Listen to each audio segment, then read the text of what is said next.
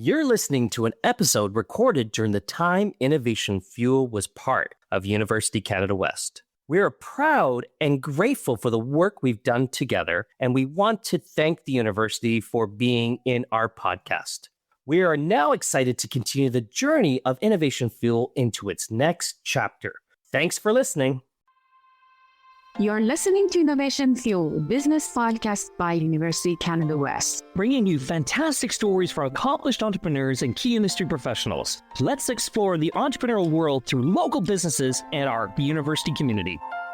Thank you, everybody, for coming. Today, I have the pleasure to start this conference, Innovation Fuel Ignite. Basically, we are going to have a really cool and trended topic today, which is sustainability, but also artificial intelligence and machine learning. Now, I want to introduce my lovely speakers and my lovely host of the Innovation Fuel podcast. For those of you who are new to the university, the Innovation Fuel podcast is a really good podcast that we have for business interviews, getting to know entrepreneurs, really cool content to understand how things work in Canada. Now, let me start with ladies first. So, at the beginning of the table, I have the beautiful host, Gelareh Farhadian. She's chair of the Marketing, Strategy, and Entrepreneurship Department. We have Kiran Dhatt. She's CEO and founder of Ceco AI, and she will have a really cool stuff to share with you guys today. We have Soroush Nikdel, co-founder of ZeroTrek, and also Babak Safadost, also really cool guy, and as well, co-founder of ZeroTrek, and my host, last and not least, Keighron, professor of e-commerce at University of Canada West, and really cool dude. So, guys, I'll leave it for them to start, but thank you again for bringing and for coming to Innovation Fuel Ignite. Let's begin with an applause. Are we ready? Are we ready? Yes. Are we ready? That's not ready.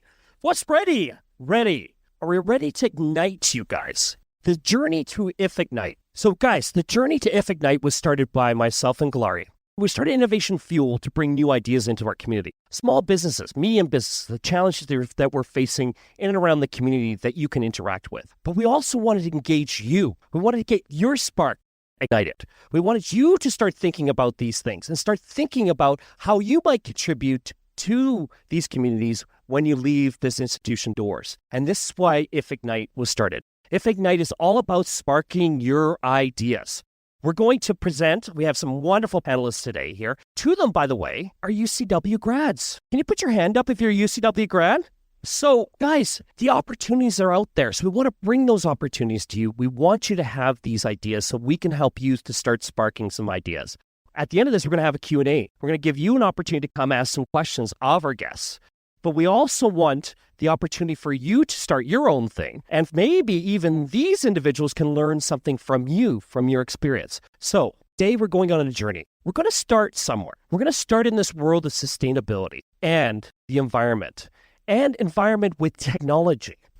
Wow. Okay. One of the challenges that we've seen, Canada and 120 countries are on a pathway to something right now. Does anybody know what that is? They're trying to achieve something by 2050. What is that? What is that? Anybody? Yeah, go. Net zero. What is net zero, guys? What do we mean by net zero? What's net zero? Anybody? What do we mean by net zero? Come on. Yeah, go ahead. The countries are trying to achieve a net zero, which means that we are trying to reduce our carbon footprint. Yeah, I love it. And because we want this world to survive, don't we? We want this world to survive for our future and our future kids and grandkids and all those elements. So we got to start thinking about how our contribution to the world and how we can start to reduce our carbon footprint. And Canada's put a big arrow on this and they said, hey, by 2050, this is what we expect to do. So I want to bring this back to our panelists because our panelists are here and they're already trying to do this in their own way. What I'm going to ask each of our panelists to do is to introduce yourself and tell us what you are doing to help in this fight to reduce and get to net zero. I'm going to start with Keighron.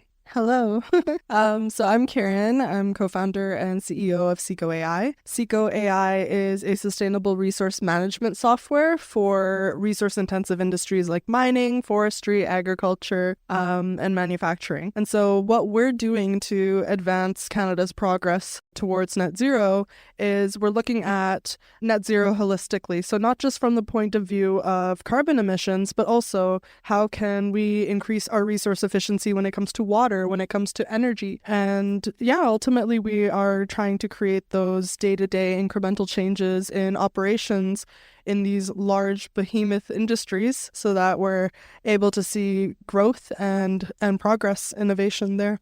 Thanks for coming. Thank you for joining us today and giving us the time to share our experiences. Babak and I, we founded ZeroTrek 2 years ago, and ZeroTrek is a sustainability platform for businesses that we try to help businesses to integrate ESG measures into their businesses and into their daily operations. We have two core businesses. One is sustainability based, basically environmental, social, and governance. And also we have carbon footprint management services.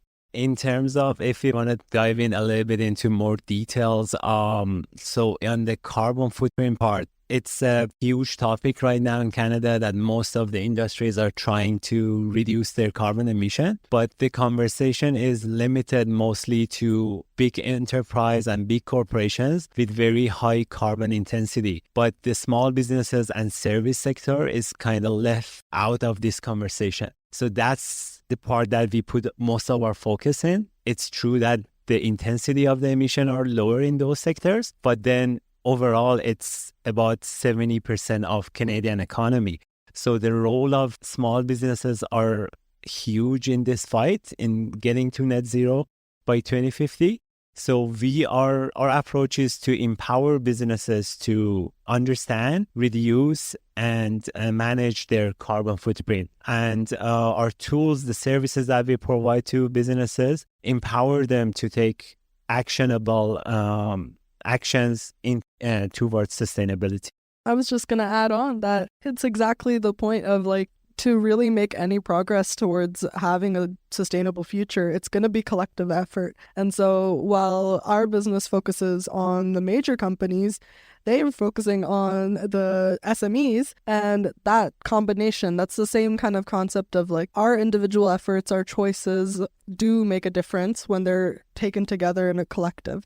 And so with everybody working on parts of the journey towards net zero, that's how we will see this change happen. No one person, no one company is going to be able to accomplish it all alone. It's going to have to be a collaborative effort. So we're more on the predictive analytics side. So what we are doing is essentially taking in multiple sources of data. So whether that's company data, satellite data, and real-time sensor data, we're consolidating that and we're using machine learning to optimize mining operations. So what that means is we have all of these data silos that are happening throughout operations. And right now, there's no communication kind of happening between all of that. That's a lot for any one person to do manually. And what that's resulting in is very low productivity for workers across many different roles at operations, but also slow decision making. So we're seeing this process of there's something bad that happens at a water entity and it gets contaminated at the site, but then action can't be taken until almost 3 months later because of the amount of time it takes to actually get the data you need, to get the test results you need, to figure out what solutions necessary, to find someone to fulfill that solution. So what we're doing is we're using machine learning to consolidate all these different data sources and then predict when, hey, this water site is going to be out of compliance in about 7 to 10 days' time. Here's a few different recommendations of what you can do to mitigate this risk. And here is a set of companies that can fulfill that recommendation. So end to end, we're going from the point of getting information, predicting information, and implementing a solution in a turnaround time of about 4 to 6 weeks instead of 3 to 4 months. The way we see it at ZeroTrek, first we need to understand what is the difference between algorithm and AI or machine learning. I'm not an expert in AI by all means, you guys know better, I'm pretty sure. And I've heard UCW now has machine learning courses. 4 years ago, we didn't have these privileges, including this campus. We were in the old one. So at ZeroTrek, we are not AI. We have algorithm. So what really happens is we have data sets. So we have different frameworks at ZeroTrek that we pull the data from all these resources, and then we get customers' input and we compare the inputs with the frameworks. So we have our backend, and they go through the assessments, and we have data on one side and then input on the other side. And then based on the input and the data, our clients get basically the outcome of their operations. And basically what happens is we have structured data, and that creates the algorithm. But in AI and machine learning, you have unstructured data, and that makes it a lot more intelligent, right? So for us, I'm not trying to discredit algorithm. I would say a lot of businesses right now, they're still using algorithm. Sometimes they call it AI. And for us, our next step would be to add AI and really use AI and take the advantage of AI, because at the end of the day, ZeroTrek's goal is to help businesses to make a better decision. We help them in decision making. And that is one of the end goals of AI. So if we can use AI in future, it'd be much more efficient and much more faster. Just to add something on that, so the AI that is available right now, the issue, especially for business use, is the compliance, especially for industries, for businesses that use our services. For them, compliance is very, very important factor. And that's why there are established frameworks, international recognized frameworks, that businesses rely on those. So it needs more time for AI to be able to provide validated data and framework for businesses to be able to use that. So this is a developing technology. It still needs more time to get to the part that you can use it for every use that you can find in the business. And I also would like to add, going back to 2050 net zero goal, let's say in Vancouver, they opened up that Stack building, which is on Dunsmuir. And that's the first net zero building I think in Canada and in North America, it's one of the one or two buildings in North America. So this shows how far we are net zero for our goal. If that's the only building net zero in Canada. And when I say building, I mean commercial high rises. Right now with AI, this would be much more feasible to have net zero buildings because now they're able to get the data, study, and be ready for constructing a net zero building. Before that, it was mostly reactive. You go to the building, now you're like, okay, how I can make this more energy efficient, how we can make this better. And now it's before you step into the building, you can create your basically business plan, how I can make this, how I can budget. These are my costs, these are my team, how I can construct a building that is net zero. I would say first and foremost, the challenges also sort of depend on what industry you're trying to reach out to. In our case, mining is kind of known to be kind of a villainous and extractive industry, but a lot of people don't really make the connection anymore that every little thing that we have here is because of mining. And that means also that if we want to see this clean energy transition, we want to be able to have alternate energy sources, it requires a quadruple of mining operations in the next 20 years. And that's a lot of resource extraction.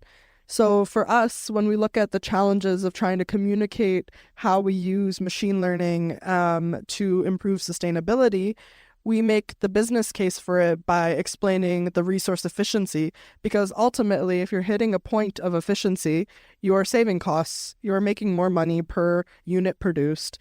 And in that sense, that's how we've been able to pivot the conversation away from, oh, it's just some green fluff, we don't know, it's just some marketing scheme or whatever.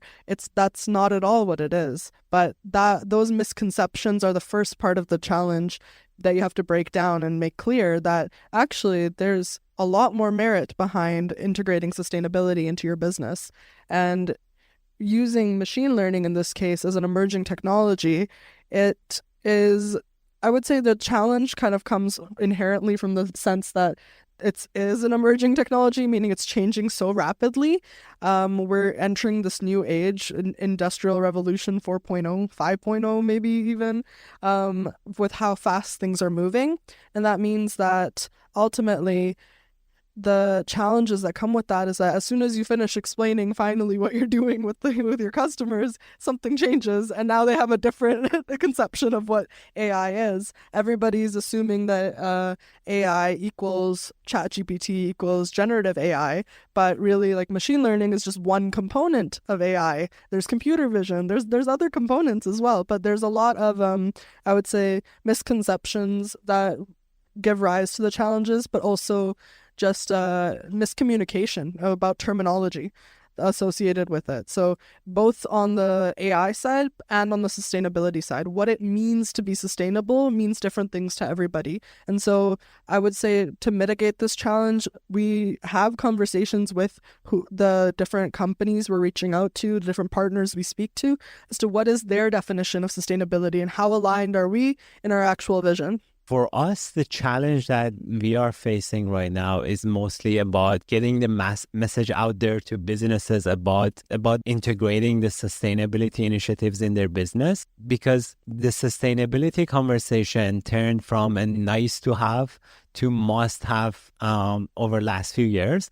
And now every brand, every company needs to have a sustainability strategy, because it's all the stakeholders care about it, like from government, from customers, from partners, even the suppliers sometimes demand sustainability. So businesses are a little bit overwhelmed at the same time about the pace of the change.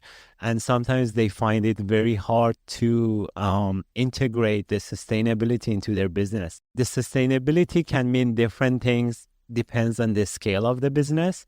So that's also when we talk about SMEs or big corporations, we are talking about two different approaches. For us, like this messaging, this exposure to different kind of businesses, that's the part that it's our challenge and opportunity at the same time, because we are at the right place and at the right time here in Vancouver. We are this is a acceptable trend. Everyone is aware of that. And so that's the part that we are trying to surf on this wave to make sure we can capitalize on this and get our voice out to as much as we can, so businesses can know about our services and they can take advantage of that. Because at the end of the day, it's about delivering results to the bottom line. And sustainability does that 100%. Like when you are sustainable, you are making more profit, you are making your customers more happy, you have a better brand recognition, and businesses understand that. But how to do it exactly, that's the challenging part for them. Babak's totally right. To be in Vancouver is a privilege, but also really big win for sustainability. It is one of the greenest or cleanest tech kind of spaces to be in. So the location plays a huge role. Trying to start the same thing in like Cincinnati is not going to have the same effect, right? So being around sustainability minded people is another kind of way to push against that challenge. But what I kind of was wondering before you speak is, do you guys ever kind of come across the challenge of communicating the priority of sustainability when you kind of look at the scheme of survival needs? So when you're a small business and your focus is on like, I need to survive, similar to everyday people, it's like, I don't know if I can buy that sustainable coat because I need to put food on the table, right? So in terms of like getting sustainability to be a priority for small businesses, I'm kind of curious if that's a challenge that you've faced. For sure.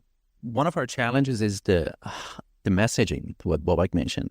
I don't know if you in school, if you were taught about Maslow's hierarchy of business. So that's something we actually use in our business right now. Do we want to send a message and say, save costs? Or do you want to send a message and say, hey, let's meet 2050 goal? So these are two different things. And with our approach in our marketing, when we talk to business owners, we have to really evaluate, okay, which which messaging do we want to choose? And it's very challenging. It's not easy. It's not easy because a lot of people, they know about this topic, but they don't know enough to really actually implement this in their businesses. So for us, we look at sustainability as opportunity.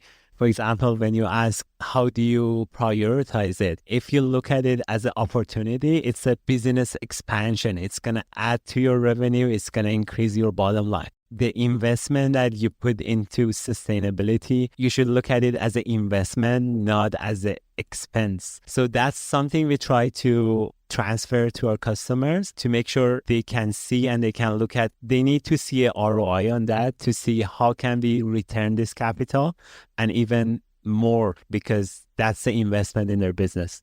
The other point is, when you talk about sustainability, a lot of people, they think about like carbon emission. And sustainability is not only about environment. Environment is a big deal. But other than that, there's social aspect, people, community, how you govern your business. These are the things that sometimes are left out of the conversation. Bringing those conversation in, telling them what is good, what is bad, and how they can integrate all these measures. And it's not easy. And going back to Gelareh's question about AI, right now, the challenge is there's not enough information.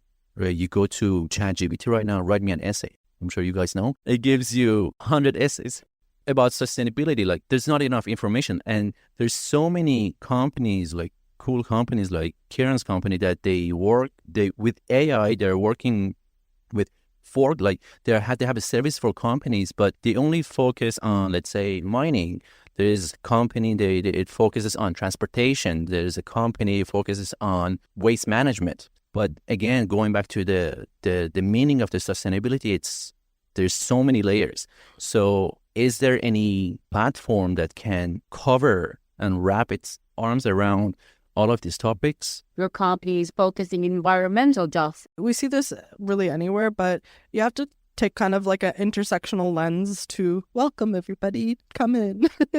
It's about taking a kind of intersectional approach to sustainability. So that means that the reality is we're seeing coastal communities kind of fall into the ocean, because also who habitats those coastal communities, the money, resources don't go to them, the reinforcement goes elsewhere. So we look at like the systematic failures that have come into place that are creating these environmental injustices.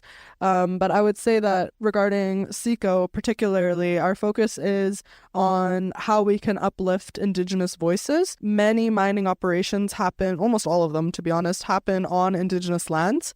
And a majority of their employee or workforce is Indigenous as well. And so when we're able to prevent water contamination from happening and have that predictive analytics and essentially like proactive approach to environmental stewardship and management, that shows Indigenous peoples that are working for these very same companies that are living on these lands that this company actually gives a shit. Pardon my language. But it's true, is that at the end of the day, the changing sentiment that's happening, just as Babak was saying as well, is that people want to work for companies that care. And I can almost guarantee that nobody really wants to go work in a mine. It's like, I would rather do a 20-week software development thing and work on my computer at home than go work in the mine. So when we look at employee retention, we look at how can we actually support our employees who are giving their all to be here every day, and give them ability to have justice when it comes to the environment, when it comes to economic well-being. That's where our focus is, on how we can use all of these different data sources in order to uplift the communities that are there. At ZeroTrek, we are partnership with the Great Bear Carbon Offset Project, the rainforest in BC that is an indigenous-led carbon offset project that supports and preserves the Great Bear rainforest. And the initiatives that they have is to make sure the indigenous communities there they have enough resources to continue preserving this rainforest, which is very important. It's the biggest coastal rainforest in the world, and the impact of it in terms of the climate change is similar to the Amazon.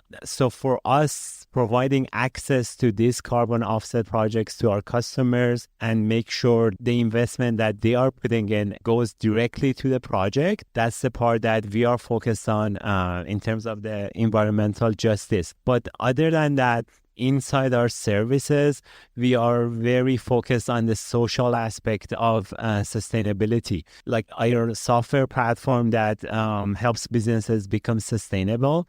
Under the social part, it works on the like all the aspects of the business in the local community, like the impact on the water, the impact on the economy of the local community, the diversity, empowerment, and also the positive impact on people in those communities. Yeah, so talking about environment, right now there's this thing called UNSDG, United Nations Sustainability Development Goals, that if a lot of countries right now, they've committed to reach these goals, and Canada is obviously one of them. And if you go to Government of Canada website, you can see that out of these 17 goals, 8 or 9 of them, they're related directly to environment. And going back to your point, one of them is actually very interesting. It's whatever happens underwater, basically. How government, how companies in Canada, they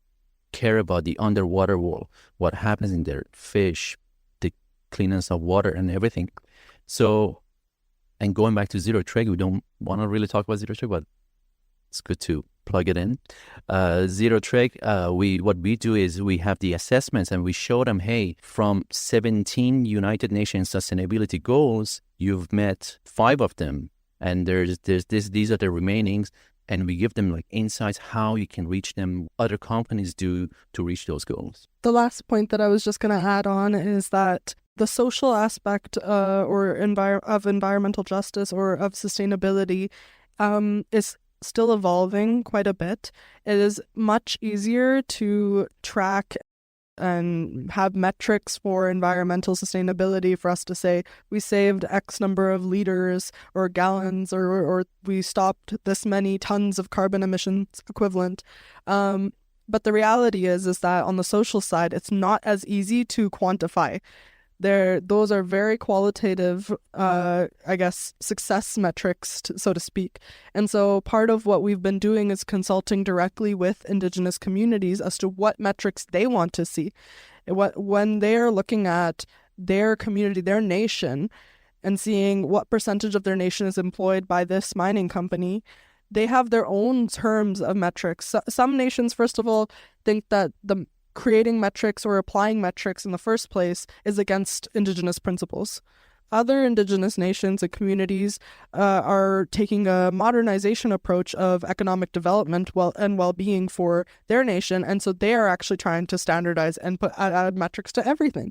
And so very different community lenses and approaches. There's no one-size-fits-all when it comes to the social side of sustainability, and I think attempting to standardize it is something that many different organizations, whether it's UN SDGs or SASB or GRI, there's all these global frameworks, but the social side of it almost always will end up being a customized approach on how you're looking at your social impact. I just want to tackle one thing, because one of the things I think that we need to talk about too is urgency. You guys brought it up in your statements over and over again. We know 2050 is way out there. We know that there's a milestone of 2030 that Canada's not going to hit. We know that's not going to hit that element. We have this conflict between governance, social, and environment. How do we get by this? What's this urgency? How do we tap into this? Just to first add something, the 250 goal is not a goal for success. Actually, it's a goal for failure. So if we hit our 2050 goal, we are still not under 2% pre-industrial range. That was the goal in the Paris Climate Accord. So that's only to minimize the climate impact. It's not to reverse back to pre-industrial revolution. So in terms of what needs to happen, just imagine about everything we do in our life, in our business, needs to be done differently. And in terms of transportation, it's about education, business, training, everything. And the way that I think it's better to understand is to understand green premium. So everything that we do right now has carbon emission. Let's say when you have a ICE vehicle or versus electric vehicle. So electric vehicle is a little bit more expensive than the ICE vehicle right now. So that is the green premium that you need to pay extra to avoid that emission. Let's translate that to everything else in the business, in the economy. Let's say we go to the aviation industry, like all the airlines now still use fuel. If they want to use biofuel, their fuel expense is going to be much higher. So what needs to happen so they can make this economical decision that actually it makes sense to use biofuel instead of that? And if I want to integrate AI in this conversation, so this decision making, if the airline industry only think about the money they pay, this doesn't make sense at all. But if they include all the factors involved, like the impact of the climate change on their business, and try to understand with the data that they get from AI that what is best for their business over time. And also government has a huge role here with subsidies, with make sure the resources are available and funding startups that are coming with innovation every day. To be honest, the technology is not ready yet for 250 goal. We don't have the tools we need to get there. But a lot of companies, a lot of countries are working on that actively. So that's the hope that everyone has, that down the road, there is a breakthrough in technology that can give us what we need. But right now, it's about how to work together, how to try to understand this green premium and try to make that as low as possible so people can switch to make sure their carbon emission is going to go lower over time. Very true. I think on the urgency aspect, part of what I was mentioning earlier about how we're trying to expedite decision making is that when we speed up decision making and the flow of information, we are able to act with a certain sense of urgency, but that economies of scale are still not being met.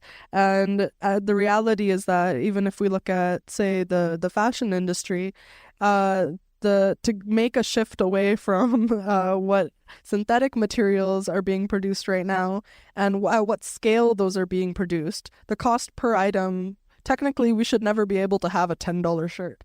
The garment worker was not paid well for that to be a shirt that exists. The materials did not actually cost that much. But the reality is that they produce at such high volumes that they've reached economies of scale. But sustainable materials are not really meant to be produced at that high volume. That's not the point of it. And so that requires kind of a fundamental economic shift, which I don't know if I'm allowed to say this, but we kind of made up the economy, so we can kind of change those rules too. But realistically, there's a lot of systematic changes that need to be made, and that comes from government. But unfortunately, government moves far too slow to be able to keep up with how fast business is moving, which is how we have resulted in this like hyper consumerism state that we're in right now. And so if we want to see these changes, then realistically it comes with our everyday decisions and our choices. And so when we choose to decide I'm going to use a reusable water bottle today, my next car, I'm going to go get a used hybrid vehicle. And I'd make those choices. All those little choices add up. And that is what kind of creates that sense of urgency and change and shift. Because at the end of the day, the companies can create these mass volumes of product, but if their customers are no longer resonating with what they're making and they change their priorities and they change their preferences, they have to switch, which is what we were saying earlier, that the suppliers are demanding this. People are demanding this, no matter where they are in the supply chain process. Their demand for people to do better and to care for other people and the planet is what's going to cause this kind of greater sense of urgency to come through. It's a tough question. Well, it's a tough question because the other thing that we have to see is Canada takes favor to the United States. What's going to happen in the United States next year when Donald Trump gets elected again and he doesn't believe in carbon? Like, it's going backwards. So this also becomes a bigger challenge. Yeah, I would say for policymakers, they need to get the message out there. I think, like Babak said, government has a huge role. So if they don't do anything, it would be impossible to do. But if they get the message out there, and for the second layer, as when it comes to the individual point, if we are educated and we are conscious about this topic, then it would make a big difference. Like what Keighron mentioned, there's so many trends right now that as the individual level we can support. Like there's so many local companies, there's so many businesses, products that they are trying to be more sustainable. So if we are educated enough, we can support those local businesses here. When you go to the grocery store, just try this out. Just check the package and see. There's so many certificates, there's so many messaging that all these companies have that they're trying to be more sustainable, giving back to communities. Great point. You can definitely look at like eco-labeling as a whole kind of new realm of things. For example, on the textile side, if you see something that's Blue Sign certified, for example, and you look at these certifications, it can also be a whole new level of confusing because now you're like, okay, now I gotta learn what this label means and that label means, and is this actually like a legitimate company, or did the industry make up this eco certification as well? Because that's the flip side, is that sometimes it's not a third-party audited certification. But when it comes to lawmakers or policymakers and how we can play a greater role in that urgency and change, unfortunately, I've kind of lost a lot of faith in the system over the last few years. I think a lot of people have, as the pandemic was so poorly handled. But when I look at what we can do as people to our advantage, is that realistically, government and politicians have their own priorities, but our core fundamental principle of democracy is that our voices and what we choose to speak about is what they are supposed to represent for us. So really, it comes down to annoy the heck out of them. Like literally, like you need to email their offices, you need to email your MLAs, you need to annoy the heck out of them and tell them what you care about, because otherwise they're just going to prioritize what they care about. And that's the reality, is that more and more you see it's like, this person is my representative for my riding or my district, but they're not doing anything that I actually want them to do. But if we never speak about it or never communicate that, then it doesn't really change. And so I would say that that's one component of the law side or the government side of policymaking. The other side of it is we need more younger people in government. So we have a discrepancy of huge chunk of Canada is aging. Canada is an aging population, and that aging population has far more say in our futures than we do. And that's unrealistic. And so for us to be able to have a say that, hey, actually we need more high density high rises and buildings because we lack housing, and maybe single family homes that were built 50 years ago are not the way to go forward. And we look at it that way, but the government hosts town hall meetings 1 to 4 p.m. when we're at work and in class. and so we never get to say anything. So that's why I mean that youth running for government, youth using their voice and email and social media and technology to be able to amplify our voices and our choices that we want to be replicated and reflected in government requires us to annoy the heck out of them. This is it, guys. Institutions make changes happen. Look around the world. Look what happens when institutions get involved, when students, universities get involved. They enact change.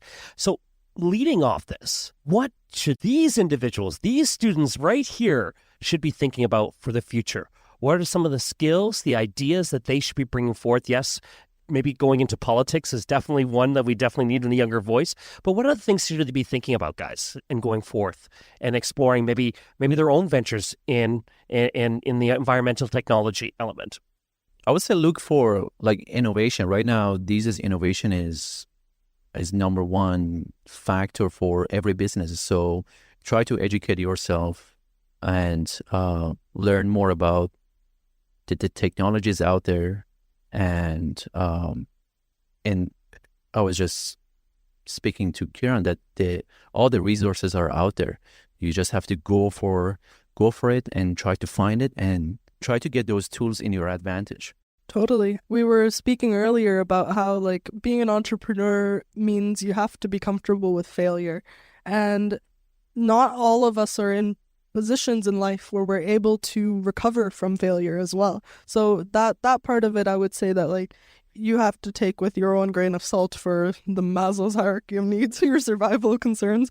But I would say that in terms of what you want to walk away with today is everybody has their own passions and interests, whether you're super interested in AI, in sustainability, maybe you love drawing and creative arts, maybe you have any kind of realm of passion. The beauty of business and what attracted it to me in the first place was that you have the ability to explore any of that. Is that if you love fashion and you love to be fashionable every day, you can find a spot in sustainability or in business in that spot. If you're a software developer and you're trained in knowing how to create computer algorithms, you're a full stack developer, you could do front end, back end work, you can choose to use your skills for a greater purpose. So it's about kind of looking inside yourself, doing that internal self-reflection, figuring out what is the space that I want to explore. That doesn't necessarily mean it's an end-all be-all. If you decide that you like software now and then maybe you're like, this wasn't for me, I want to go do art, that's totally fair. You can change your mind. Nobody says that you set this one thing right now and that's it, and that's your forever trajectory that you can go on. The reality and the beauty of business is that you will be able to pivot. You can change industries. You can use your skill sets and adapt them however you want to. But I guess the main ask that comes from me for the rest of you guys is to take that ability and freedom to choose whichever path you want to take and try to make the world a better place with it. So by using your skill sets and selecting to work at companies or creating your own companies that have this grander purpose of creating a sustainable future for the next generation, whether it's sustainability, whether it's social impact, whatever thing you care about, but that you can make the world just a teensy bit better place to live in, that's all the collective effort we were talking about earlier. So that would be my kind of takeaway for you guys. It's going to take some self-reflection. It'll take time too. There's no saying that like today you'll walk away and be like, yeah, I know I'm going to do this. It takes time to be able to come to that choice and the decision of what you want to do. But you have to be able to take that pause for a second and be like, okay, forget about classes, forget about studying, forget about work, forget about all of this. Am I doing what I really want to do? Am I fulfilled with what I'm doing? And does this align with where I want to be in the future? Is this a future that I want to be contributing to making? Introduce yourself on your company. And because you're a graduate, a UCW graduate, before going to students and ask them, or audience asking for any questions, what do you advise for UCW students? I started studying UCW in 2018 and I graduated in 2019. I don't want to give you advice, but just to share story when I was in UCW, I remember in our entrepreneurship class, Babak and I, we started this idea. I mean, it was his idea. So now we are here. So don't underestimate what you're learning at school. So the idea started there, and we took some time off after the graduation, and then we started the idea developing and all that. And I remember if you had asked me 4 years ago when I was in school, do you want to be an entrepreneur? I would have said, no way. I want to go to corporation, just be successful, and there's nothing wrong with that. But here I am today. I'm trying, and so the whole school in the process of the school, we learned so much. We applied all these courses pretty much every day in our businesses, in marketing, finance, accounting, operations, technology. Going back to Keiron's point, when we wanted to develop our platform, we hired a developer, and it was nothing close to what we asked. When that developer gave us the final product, it was nothing close to what we wanted. So we decided to, you know what? Okay, forget about this one. Nice try. Let's learn how to develop a platform. And with the help of different people, we learned things, we got help, and we made a much better platform than so-called expert in developing. Exactly. So the things that you guys have in the school, the courses that you have, try to look at them as learning the skills, not only the knowledge, because knowledge is going to change maybe 1 year from now, maybe something that is everyone knows and acknowledge, okay, this is the latest knowledge, it's going to change. But if you learn the skill in that concept, you can apply it in any situation in business. Every day during our work, we put so many hats on. Like we are marketer, we are salespeople, we are technologists, we are customer service. We need to know about tax, we need to know about accounting, we need to do financial management. So all the topics that you guys have in school, they have real life impact. And even during school, when we were studying, for example, as Soroush mentioned, this idea was our project for entrepreneurship course. But then for me, from the first semester, from my leadership course, when we had the assignment that we had to summarize the book, I always chose topics related to sustainability, about the environment. And I didn't know that much about it back then, but after going through those assignments, studying, reading, summarizing, thanks to Professor Vincenti, actually. So I started learning about these ideas, these topics, and then I developed my interest. And then it got to the point that we're like, okay, now we understand the business part, so we can see the needs. Because when you don't understand the industry, the stakeholders, the factors that are involved, it's really hard to see the business opportunity. But when you have the perspective, then you can see the gaps, you can see the points that, okay, you can develop a product or service to fill in those gaps. So we had this simulation that you have your product and you're competing against teams, and you have your department, and you have to decide how much money you want to invest, how much time you want to invest. Like literally 15 minutes before we got here, we were talking about, oh, should we do marketing, finance? Which one should we go to? Do we spend money here? Do we want spend money there? How do we allocate the time? It was exactly what happened during that simulation. So it is very, very important. And also what I would say is there's no bad idea. There's no bad idea. When we started this, comparing the first day, the idea, and what it is today, it is 180-degree different. So we started with something, we started developing, we were trying to adapt, and right now what it is today is completely different than what it was when we started. Don't resist when you see the facts that maybe your idea is not what you intended, or the feedback is not what you expected. Always be ready to change and adapt, because that's what business is. There is no good idea forever. There is no good company forever. Company has a life cycle. Idea has a life cycle. There is no product that is going to last forever. So you should be able to change at the right time, at the right moment. I like to share my stories because it resonates better. And right after when I graduated, I think 8 months after, I worked in a company. And when Babak mentioned leadership, I worked in a company, my direct boss. So I quit from that company because of my direct boss. And in that time, I was like, I'm going to order leadership book and put it on his table. And it would make a huge difference. Like, honest, I'm not even kidding. It would make a huge difference if my boss, he reads the leadership book, like just the content, the table of content.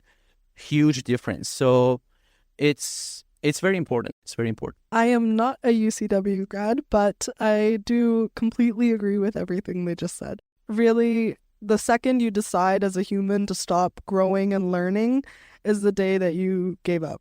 And that is it. The second you close yourself off to ideas and decide that I know everything there is possibly to know about this, or that I don't want to learn something or want to know something, that is the day that you accepted defeat, basically. Is that you have to have that willingness to adapt and be open to whatever comes your way and look at it with excitement instead of frustration. Rather, wow, look, sure, maybe our whole idea had to be scrapped. That's a very common thing in entrepreneurship. The idea you started with, that you were so passionate about and you fell in love with, gets ripped to shreds by everybody else, and you end up having something completely different by the end of it. And that is the reality. But what's the fun part is the journey of what you're learning along while you're doing it. And that's the part where it's like, it's not about the success that comes from the outcomes or what you're trying to accomplish in terms of like personal success. It's also just a matter of what you're choosing to learn. And the last point that I'll just make is that it doesn't matter in which school you're at in particular, but connecting with your peers is everything. Is being open to connection in a world where people are very quick to go on their phones or just ignore other people, where Vancouver is like a notoriously bad city for being able to just like be walking down the street and say hello to someone and it'll be like, go away. Right? So in terms of like, you have these classes, you have these project partners, you have these groups and whatnot, and being open to connecting with someone, you don't know anything about their story, you never know how that relationship can go, but having that openness to connection with your peers who are in the same space, they're in the same room, there's a commonality between all of you. What is the commonality? And maybe there's more. And then maybe that connection can go further. I absolutely love it. And you got an example right here. These two individuals met here and created an idea here. So, and we can even look around. We can look at some other organizations. We look at big ones, Facebook, Google. Like, these all started from institutions, and they started with the collaboration in an institution. There's a starting point. I want to open this up for you guys to ask some questions. Here's your opportunity. If you want to learn something, this is the opportunity. So we've got a mic here. Thomas, where's Tomas? Where's Tomas? Is he around here? Tomas will open up the mic here, and we welcome you up to ask some questions. Thank you so much for your exciting ideas, guys. So my question is from Kiran. As you were talking extensively about AI and prediction, so what I heard was you are collecting data on a massive scale. And what I have read is collecting data on a massive scale also, in order to produce a prediction function, also can induce some biases. So what I believe is, when you use that data to train and test and then make a prediction function, it includes some biases. And what are the techniques and approach you take to reduce those biases, or what kind of impact those biases can create on the outcome? That's going to be a concern for like everybody that's in this space or in data management or data information in analytics in general, is data bias for sure. And I would say that because for us, we are training our machine learning models in such vast amounts of data, that is most definitely a possibility. So what we do is, to mitigate this, we essentially have partnered with Microsoft directly, as well as Esri Canada and a few others. So when I was talking about peers, for example, it's really about the partnerships and relationships that you build that allow you to be able to have that kind of third-party checkpoint. Because in this space, we already know there's going to be dedicated roles related to simply quality assurance of data. Because you train on bad data, you spit out bad information. If crap goes in, crap comes out. There's nothing going to be really useful out of that, right? So to create that, even for our pilot projects that we're looking to start in the next month and a half or so, the first stage of that whole project is going to be cleaning up the data and affirming that it is accurate measurements, that we have consistency across the board, if there was done by different people. So there's lots of different like factors and externalities associated with it that can only be standardized to some amount. So that's why I could never say with 100% accuracy, we predict that this will happen. We can say with X percentage of accuracy, but that's only going to improve as time goes on. So as the models continue to learn, as we have better data coming in, as we have better technologies produced so that the sensors are picking up more consistent information as well, that's how we'll see like a long-term change in our ability to improve the data quality. But I would say right now, that's definitely one of the major challenges that we're facing, and we're mitigating it through keeping dedicated people and partnerships associated with it. So if you don't know something, don't pretend that you know it. Go find somebody who does and learn about it. and try to learn everything you can about that issue. Thank you for this wonderful session. It's an eye-opener for me. So I know you mentioned something about businesses still struggling to embrace sustainability. So my question is, why are they struggling to embrace sustainability when consumers, are already aware of sustainability and they want to partner with any organization that is sustainable? Thank you. Yeah, that's a great question. So, it's, as I mentioned, it really depends on the type of the business, size of the business, because sustainability means different things to different businesses. There are so many different reasons. It can be the extra costs that they have to bear that increase their product price, their operations, or sometimes the lack of knowledge that they cannot see how integrating sustainability initiatives can really improve their processes. And sometimes the businesses are a little bit defensive towards change because they believe what worked for them in the past, it's going to continue working for them in the future. But this trend is so strong that we see it everywhere in the economy that those companies are going to be left behind. And then the customers now demand sustainability. We hear that in the surveys, but then there are so many unsustainable practices in the economy as well. For example, let's talk about some of the everyday consumables. How many of us are still using Nespresso or single-use coffee pots? Those are not sustainable, but even in the corporate offices that they are embracing sustainability, when you go on their website, they have a page of impact report of the sustainability practices. But these are the things that no one goes into that detail to see how can they integrate sustainability in every aspect of their business. If they want to buy a product for their company, do they consider sustainability? For example, let's go to the corporate and office. We still print too much paper. Now, economy is a digital economy. You go to a bank, you want to open a bank account, they still print the paper for you and they ask you to hand sign it. There's DocuSign, right? We don't need to really do that. But then some of these things take time to change. And that's the part that we are trying to navigate, to convince, to educate, and show the businesses that this is the trend that they need to follow. Thank you very much. I was just going to add a quick point to that. So although consumers do have increasing preferences towards sustainability, their dollars don't reflect that. And you vote with your dollar in this world. It is, just as I mentioned before, our system is failing. Our voice is not really reflected as much in government. So the next thing that we can do is vote with our dollars. Where our dollars go, it does reflect and change how the businesses and economy will respond.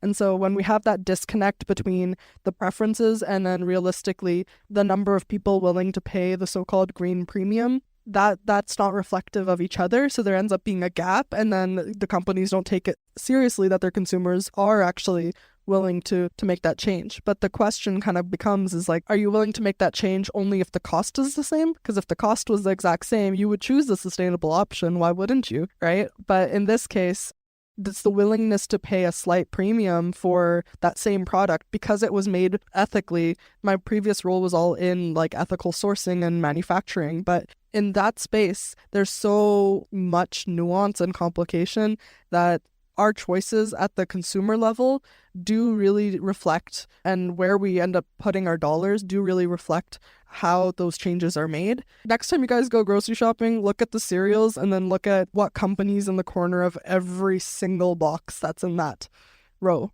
I can almost guarantee that all of those different products that you think are all different, that some are sustainable and then some are not, they're actually all owned by the same parent company meaning that it's not actually a truly sustainable effort, and it ends up being like a whole bigger picture thing. So that's also where it's like you need to do your research as a consumer. And unfortunately, in I would say a digital age, it can be really confusing, and there's a lot of misinformation as well. So it's the everyday decision to choose to learn more about what it is that you're buying that will cause that shift to happen. My question is actually, what do we do about products that there is no alternative? That there, for example, all our phones and laptops are obviously sourced or produced unethically. They all need cobalt, and how cobalt is sourced is horrible. So what do you do about products where, I mean, I have one, so I'm not trying to take any moral high ground, but what do you do about products that you can't avoid and you know produced unethically? The point that was actually made earlier as well was around, so one thing is the sourcing of the material. So we know that so if Apple releases iPhone 16 in September or October, as they always do, and we go and purchase it again, does that show the company that what is happening in Congo is okay? It does, because we're just saying that we'll still buy no matter how atrocious the conditions are there and where you're sourcing from. The entire engagement ring industry has changed rapidly because now it's all lab-grown diamonds, and it has the same look, the same feel. Why would you go and get a blood diamond in comparison? And so I would say when you're looking at spaces where there is no alternative, that's your opportunity as an entrepreneur. You become the alternative. You find the way to make an alternative. And when you look at the sourcing, at least when it comes to mining and minerals and metals, that's where I would say a huge chunk of it is there's certain operations in certain countries that are run so poorly and are so unregulated that it really are a small percentage. It's the whole bad apple kind of makes the reputation for everybody else. But that bad apple is so bad. It is so rotten. And so where we're trying to change is that there are actually a few phones out there, they're just not mainstream, that are made from entirely conflict-free metals and minerals. But are we willing to give up the brand name? Are we willing to give up and test and try something that we don't know for certain? And that's something that I would say is, it's easier said than done. At the end of the day, we are so focused on our own lives, and I think that is also a result of living in a rather individualistic society in North America, is that we're so focused on our own lives that I will just choose the easier option, and the easier option is to choose the phone that I know that will work, that will be fine, even though my morals and ethics tell me I should probably go for the conflict-free phone that costs a bit more, but my conscience would be clear. But the last thing I was just going to say is, if any of you guys have seen The Good Place, it's kind of that concept of no matter what you do, you're doing a good deed and you're trying your best to do something good. The way that our production and manufacturing and working conditions have been set up is so inherently that I'm gifting you this and I did a bad thing because that was made awfully. There's some things that are truly out of our control, but it doesn't mean that they're not worth trying to change. Sometimes it's inevitable to not get a phone. There are some options, but it's not mainstream, right? It's not easy. You just have to get it. You cannot live today's world without phone. But one thing we can do is might think as a band-aid solution, but it actually works. So you can think about the after. How I can recycle that now. So you can think about the after the fact that, okay, I have this phone.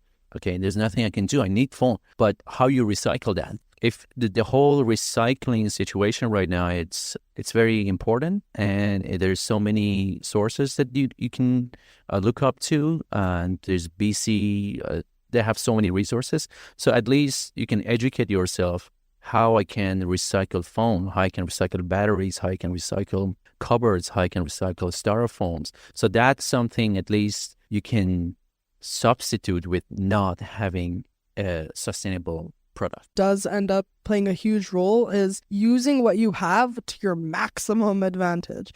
You extend the hell out of the life of whatever you own. You mend, you repair your clothes. You don't just throw them away and purchase the next thing. our ability to do that has been drastically changed. Electronics that you usually previously could replace a battery on are now fused together to avoid that, so that you're forced to buy something new. Washing machines don't last as long as they used to because it's a planned obsolescence cycle. But the reality is, if we still maximize in our livelihoods to repair, reuse, recycle as much as we can, those words mean so much more than just a slogan. Our ability to apply that every day will play a grander role in not consuming unnecessarily. I would like to add just one point, not specifically about cobalt, but about the sustainability. We shouldn't let perfect be enemy of the good. And for the sustainability, it's always about making choices. So we need to be conscious about our choices and try to live sustainable, but we shouldn't let that to get to the extreme OCD level, that because for some of the things, as you mentioned, there is no alternative yet. For example, if you are very, very concerned about your carbon footprint, you might not travel anymore. But then traveling can give you so many new ideas, you can go explore the world. So it's very important to make smart decisions and choices that can really make impact, rather than limiting yourself from so many things that these new technologies have to offer. Hi, thank you so much for everything you guys have said today. So you guys spoke about how the economies of scale and the bottom line, and how paying for sustainable products is kind of more expensive, right? So a lot of us in Vancouver, like just in this room, there are many of us here that are from other countries where not as much emphasis is placed on sustainability, right? So coming here, most of us do not know a lot about that topic, and so we don't place as much importance on it. So as organizations, the two companies we have here, you're working with businesses, but at the end of the day, we are all consumers. So what exactly do you do to kind of close that knowledge gap to ensure that everyone, like in the community, as much as we have like an abstract understanding of the topic, we really understand the importance of it, and then it reflects in our like daily activities and our purchases and our actions. So what do you do to close that knowledge gap, basically? Totally. I think for both of us, it's going to be around the reporting aspect. For us, what we are doing is like all of these data points that we're analyzing, the recommendations we're giving, the solutions that are implemented. At the end of the day, we have to be able to report that out to multiple different parties. So whether that's internal management, whether that's higher management, whether that's investors, whether that's public and communities. And so when it comes down to like what level of information is shared, as well as what language is used to share it, a lot of, I think, sustainability language can be so isolating, as well as kind of forcing you out of there. Because if you don't understand it, your brain automatically kind of just decides to like, nah, I'm not going to read about it anymore. So I think making language more accessible when you're giving these reports out to different parties, instead of just doing the same one impact report that was actually meant for investors or was actually meant for senior management or the board of directors, and then saying, yeah, the consumers could read that. It's like, no, it doesn't make any sense to the rest of us. It's not relevant to us. We need you to tell us your story in our words.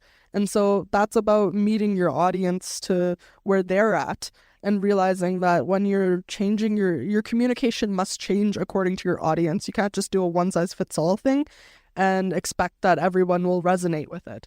And so I would say that to what your point there is, that even though we're a B2B and they're B2B as well, the C component comes in the external reporting.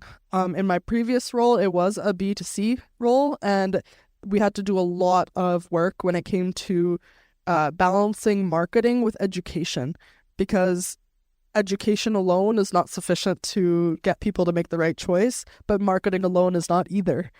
because then you're using words that people don't know or don't understand or have never come across before. And so that's where I would say there's that constant balance that, Dave, I hope you explore in one of your courses, that the tie-in for sustainability marketing especially is the communication that comes with sustainability marketing is a really fine line balance between educating your consumers and being able to communicate your value props to them as well. So Keighron right now mentioned about the impact report, all those reports that we give to executives for the business, understand their business. So we actually thought about that, how we can show them that they're doing something, right? We thought about the C part, the consumer part. So in our services, one of our services is to give them a marketing package. So in that marketing package, the language is different, and we help them to showcase what they've done best, what their goals are in future, and they can share this with their stakeholders, and especially their customers. And again, like she mentioned, sometimes the languages are not easy to understand. So we took that into account, and in our marketing package, we help them to showcase their best actually. Thank you very much. The second question, as you mentioned, like when we decided to go for this idea in real time as a business idea, it was that I saw that there are some companies that they are hinting at something similar to this in US, but doing it differently. To me, that was a moment that I was like, oh, the idea that they have is actually can be applied in real time. Because the idea that we had in the school was totally different than what it is today. It's in similar category, but totally different. So that idea was developing an app for customers to measure for individuals to measure their carbon footprint. And the way we were thinking to monetize it was to connect it to banks, credit card companies, to give them points when they reduce their carbon emission. From that idea, we transferred to this that is today, that is totally B2B focused, helping businesses to become more sustainable. And then, if Soroush want to add something. My grade, it must have been B plus or A minus. That was my comfort zone. Give me B plus, I'm good. For the challenges that you've mentioned, it really depends what stage we were at that point. So in the beginning, it was the developing part. Then it went through the finance part. Now we are at the marketing part. So B2B sale, it's not easy. It's way easier if you're B2C. So right now, our biggest challenge is marketing and how we can get recognized and how we can show our services. Thank you for sharing great insights into the sustainability. And I want to ask a question regarding the AI, because I'm always curious about AI. So in the sustainability, what are the potential of AI in bringing down the cost, the green premium that you were mentioning, like we are paying for electric cars? Is it possible with the help of AI to bring down the cost as similar to the non-sustainable products? So right now in construction, you have options for your air conditioning, for your HVAC. And right now, the new buildings, they're using heat pump, which uses electricity. And in BC, it's BC Hydro, which is 98% clean energy. And so right away, when you use that heat pump in your massive building, you're saving a lot of costs. On the other hand, it's also sustainable. And this is like direct effect of sustainable product. But at the same time, I agree with you. There's so many products that you don't see their value in cost. It's hard to quantify them, right? There's so many aspects of sustainability that is qualitative, and it's hard to translate it into your cost. And at the end of the day, it goes back to her question that the business owners, they look at their income statement. That's the bottom line. Are we profitable? Are we making money? So, but there's so many options that, and going back to AI, so with the data that they have, I think I mentioned it earlier that before the construction part, they know how to make the building energy efficient so they can save costs. A lot of opportunity when it comes to prototyping, for example, of how we can use machine learning to reduce prototyping costs. So architectural firms, if we go with the same example of construction, rather than creating all of these models, use digital twinning and machine learning, and instead you're doing it all virtual. You're saving so many more costs. There's lots of companies in their production lineup, whenever they're innovating for new products, they don't even make the physical one until they've tested it virtually now. And so there's lots of opportunity there to increase sustainability and reduce costs, because you're not physically creating prototypes anymore. You're maximizing the number of times you can iterate virtually before you even try to do the physical prototype. So that's one component, I would say. The other side of it would be kind of around so as I mentioned, digital twinning. So in mining now, and one of our next focuses, so if anyone has digital twin skills, come talk to me after. But the one next thing that we're going to be working on is essentially creating a digital twin of the mining operations. So you can visualize how the data is flowing through your operations, but be able to also kind of have an exact picture of what's going on at site. So you can avoid costs around, you want to talk about sustainability, avoiding a flight to the most rural random place ever. You know, if we can reduce the number of trips that are needed to the rural communities, that's already a bunch of flights, a bunch of cars, a lot of carbon emissions avoided, because we're doing this virtually. That doesn't mean that there isn't also the flip side of using more digital resources. So when everyone was doing like crypto mining and whatnot, there's the energy side of things that adds up. So as we move to more digital, we also have to look at how we can use machine learning to make energy efficient choices when it comes to the systems we're operating. So if we're going to use all this cloud space and whatnot, do look at these data storage. There's mass like acres of land in the States where it's just data centers. And how can we maximize our opportunity there? You know, just having these mass fields of data centers, maybe there's more we can do. I think really what it comes down to for anything related to AI or sustainability is like asking yourself the question, what if we could do more? What if we could do it better? What if we could do it in a whole new way? And having that, giving yourself permission to ask that question, and then being open to using your imagination to let it go wherever you want it to go, and then testing and seeing what works and doesn't work will give you that opportunity to explore the different applications of machine learning with sustainability. And to just give an like very easy example, right now, Google Map, when you select the location, it gives you the most fuel efficient route that you can save fuel. And I'm sure there's numbers out there how much only this one decreased the fuel consumption. And now imagine you have a transportation company and you can analyze the traffic, you can analyze the most efficient route and multiply that by whatever the number is and see how easily you can reduce costs. Thank you for your sharing. I would like to have two questions. My first question is how you can ensure the accuracy and reliability of your data to provide to your customer. And my second question is what you find the most common obstacles that business face when they start to apply the decarbon efforts, and how you can assist them. One of the most common obstacles, I would say, is change management. It's the people. It's literally just around like you could give people a million softwares if you don't actually tackle the pain point that they have or the problem that we need to solve. It doesn't matter. You're just adding to their like workload. You're just adding to the mental labor that needs to be done to figure out how to do their jobs.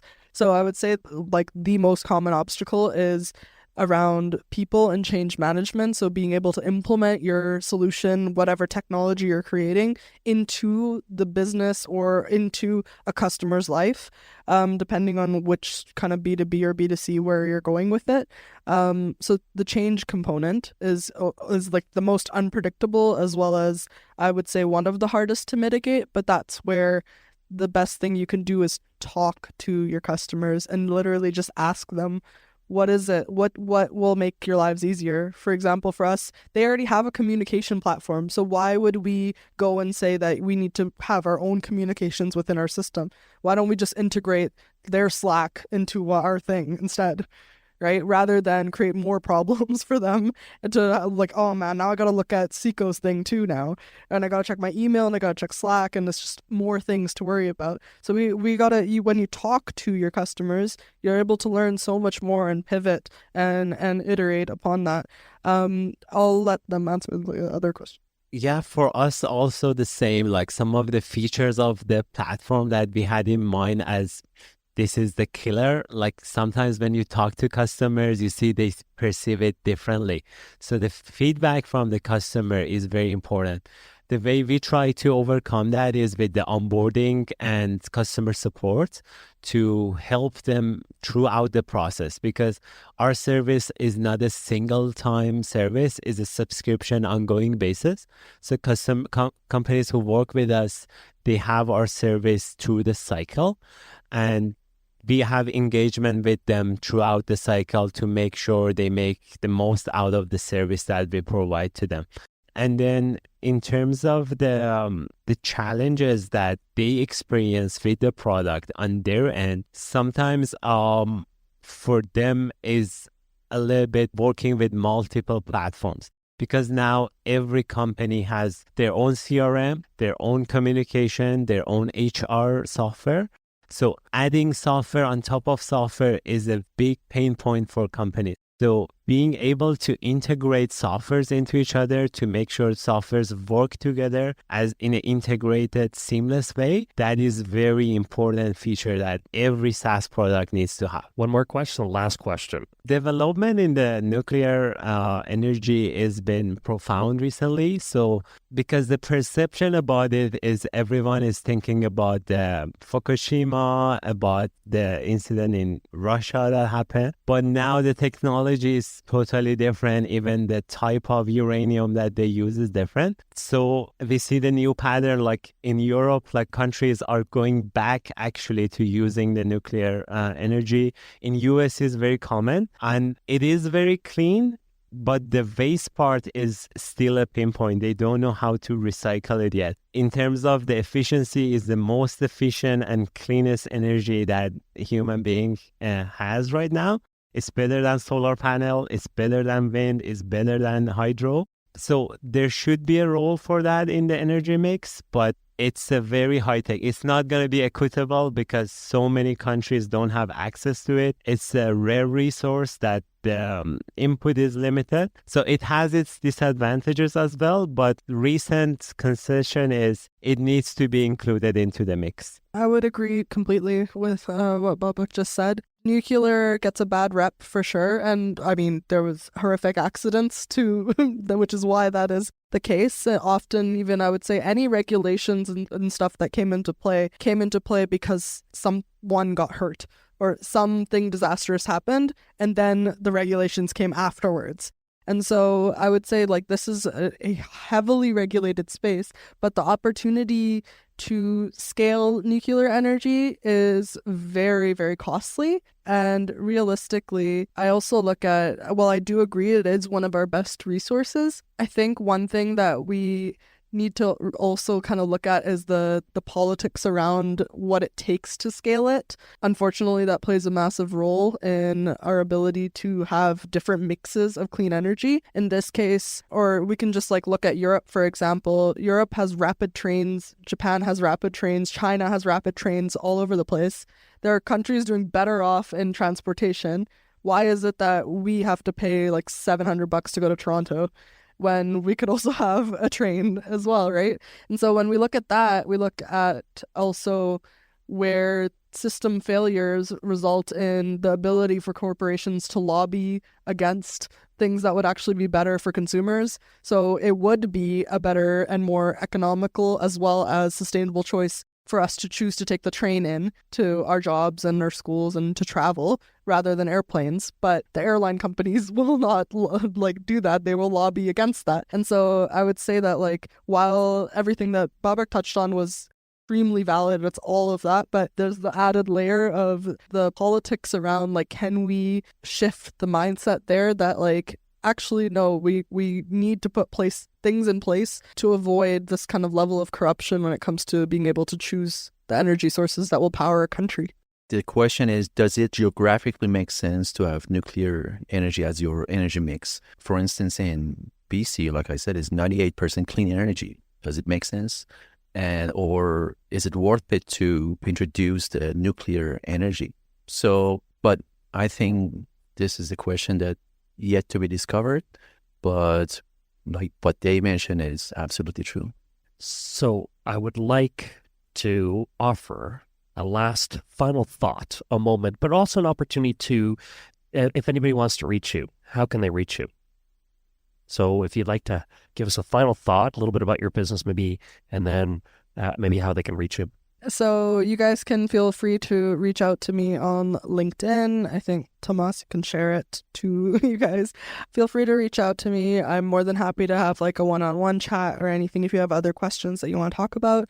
Regarding Ceco, we are growing. We're finishing our fundraising round soon, and so we are always looking for more developers. We're going to be entering a very R&D heavy phase, so if anybody is interested in using their skill sets that they've learned here for a greater purpose, please feel free to reach out to me. We're not actively at this moment in time hiring, but we will be shortly, so feel free to reach out and I'm happy to get connected. Practicum students are allowed or co-op or whatever. There's lots of different ways to kind of go about it. I've actually done some projects with BCIT and UBC students as well, so yeah, we're always open to collaboration. So if you ever kind of have a project in your course that you're we need to go and find an external client, if it makes sense, we're more than happy to be a partner in that regard. Same, we are available on LinkedIn. We have a special connection with UCW as well, and since we studied here. And final thoughts, I would say if you have an idea and don't be afraid to start it, try thinking about the hybrid entrepreneurship. This is how we started. And try to have your job, have your securities, make sure you're safe, financially you're safe, and then start developing your idea. You never know until you start your idea. So, and there's so many resources out there. There's so many platforms that you can hire, so many freelancers. You can get help with accounting, with marketing, can help with platform development and all that. So use those resources and just keep in mind that you can be an entrepreneur, but you can have your full-time job and you can have your idea getting started. It's not easy. It takes a lot of time, but this is something I think it's worth trying. And then there are so many resources out there that you can get help for your idea, for your business. There are so many accelerators that they provide you mentorship for free. They provide you resources. There is an organization that we got to know, Futurepreneur Canada. They are a non-for-profit company working with federal government. They provide mentorship and also funding for businesses, for the young entrepreneurs who want to start. Especially, again, we are so lucky that we are in BC. There are so many accelerators specifically working in clean tech and climate-related innovations in BC, such as Spring or Foresight. These are two big in BC that they are helping entrepreneurs to develop their ideas, and they have full support. They can give you support with marketing, with regulation, with company registration, because that's the first thing, with financing, with the technology part. So if you have an idea, you can validate it and then try to look for resources that a lot of them are free and available to you. even if you're not a Canadian citizen, there's a lot of resources out there. So don't just automatically assume that you're not eligible for things. Also, even if it says that you need to be a Canadian citizen, just email them anyways and ask, because oftentimes people are willing to bend the rules. And so if you never ask, you're automatically rejected. So rather just don't kind of use that as like a way to just disqualify yourself before giving yourself a chance. We have several courses to support design thinking, prototyping, and we have entrepreneurship course that you build your own business plan. Then we have capstone course, launch your business. We assign mentor to launch your business actually. And UCW here to support you even for fundraising and all this stuff. So work permit is one way. Provincial nominee program is the fastest, it's the better way. But we can help you launch your business, and small business management is not your only option to be graduated. You want to start your business, you have idea, go through these courses, design thinking, prototyping, entrepreneurship. So with that in mind, I'd like to thank our wonderful panelists here that come and shared their ideas with us. But now it's your turn. It's time to ignite yourself. Take this and ignite yourself in some way. Change something today from what you've learned today. Thank you. Thank you for listening to Innovation Fuel. We are on all podcast streaming platforms, Google, Spotify, and Apple Podcasts. Visit our website at www.ucanwest.ca/Innovation Fuel. Also, follow us on Instagram at innovation_fuel.